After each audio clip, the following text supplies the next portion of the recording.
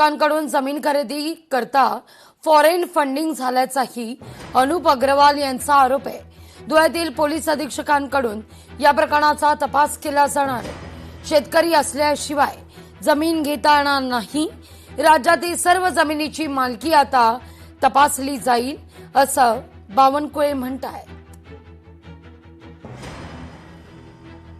या सर्व प्रकरणाची किती दिवसात आपण चौकशी करून हे सर्व प्रकरणांवर जे दोषी असतील यांच्यावर कारवाई करणार, या सर्व जमिनी सरकार जमा करणार का, याच्यात फॉरेन फंडिंगचाही मला शंका आहे। अध्यक्ष महोदय, जे अधिकारी याच्यात दोषी असतील त्यांच्यावर किती दिवसात आपण कारवाई करणार?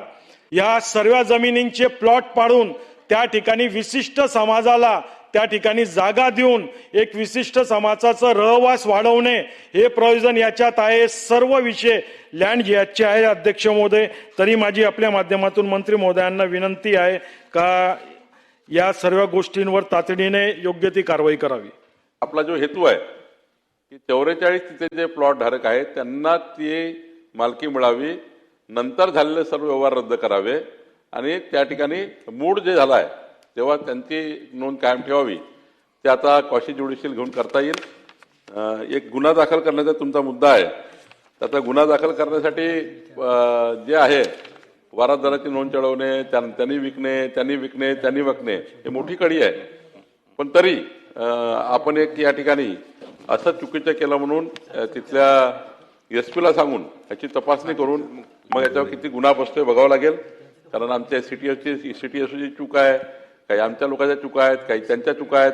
त्यामुळे याची एसपीच्या माध्यमातून आम्ही पूर्ण शासनाची एक नोट तयार करून पोलीस एसपी धुळ्याला पाठवू, एक पुनर्विलोकनाची परवानगी देऊ आणि 44 सभासदांची जी आता या ठिकाणी मूळ नोंद आहे ती कायम राखण्याकरता या ठिकाणी काम करू।